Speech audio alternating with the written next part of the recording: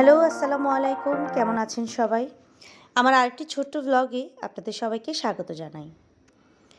তো ভাইরাল ব্রকলির ডিম পোস্ট তো সবাই দেখেছেন। তো আমি আজকে সেই ভাইরাল ব্রকলির ডিম পোস্টের সাথে ব্রকলি পরোটা দিয়ে নাস্তা করেছি। তো সেই ভিডিওটাই আপনাদের সাথে শেয়ার করছি। তো এখানে আমি 2 কাপ ময়দা নিয়ে সেখানে একটু লবণ, 1 চামচ চিনি দিয়ে মিশিয়ে তারপরে পরিমাণ মতো তেল দিয়ে এটাকে ঝুরঝুরে হওয়ার মতো পর্যন্ত মেখে নিয়েছি। তারপরে হালকা কুসুম গরম পানি দিয়ে এটাকে একটা ডো তৈরি করে নিয়েছি। আর এরপরেই আমি চলে এসেছি ব্রকলিটা তৈরি করার জন্য। প্রথমে আমি ব্রকলিটা একটু গ্রিন করে নিয়েছি গ্রাইন্ডার মেশিন দিয়ে। আর এরপরে কিছু পেঁয়াজ কুচি করে নিয়েছি আর সামান্য কিছু কাঁচামরিচ কুচি করে নিয়েছি। আর এই তো এরপরে আমি এই সবগুলো উপকরণ ঘিয়ের মধ্যে ভেজে নিয়েছি, একদম খাঁটি গরুর দুধের ঘিয়ের ভিতরে। ভালো মতো ভেজে এগুলোকে যখন একটু নরম হয়ে আসবে তারপরে ওই মেখে রাখা ডোটা আমি 4 ভাগে ভাগ করে নিয়েছি।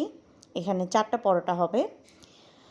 তো এই তো আপনারা দেখতেই পাচ্ছেন স্ক্রিনে পরোটাগুলো আমি একটু হাতে একটু চেপে চেপে নিয়ে তারপরে ব্রকলির পুরটা দিয়ে দিলাম আর দিয়ে পরোটাগুলো বেলে নিলাম। এই তো এরপরে পরোটাগুলোকে হালকা একটা এপিট ওপিট করে ছেঁকা দিয়ে তারপর আমি এখানে দিয়ে দেবো ঘি। ঘিয়ের গন্ধটা এত দারুণ ছিল, পুরো ঘরটাই যেন ঘিয়ের গন্ধে মো মো করছিল। তারপর এই তো উল্টে পাল্টে ঘিয়ের মধ্যে এটাকে ভালো মতো আমি ভেজে নিলাম। এই তো দেখতেই পাচ্ছেন এটার লুকিংটা কি সুন্দর হয়েছে।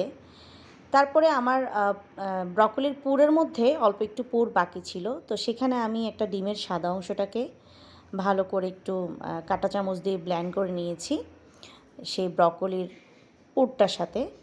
এই তো এরপরে সামান্য একটু ঘি দিয়ে ব্রকলির পুরটা আমি দিয়ে দিয়েছি। আর ডিমের যে কুসুমটা ছিল সেটা আমি ডিমের খোসার মধ্যেই রেখে দিয়েছিলাম। ওই খোসাটা তারপরে এখানে মাঝখানে দিয়ে দিলাম।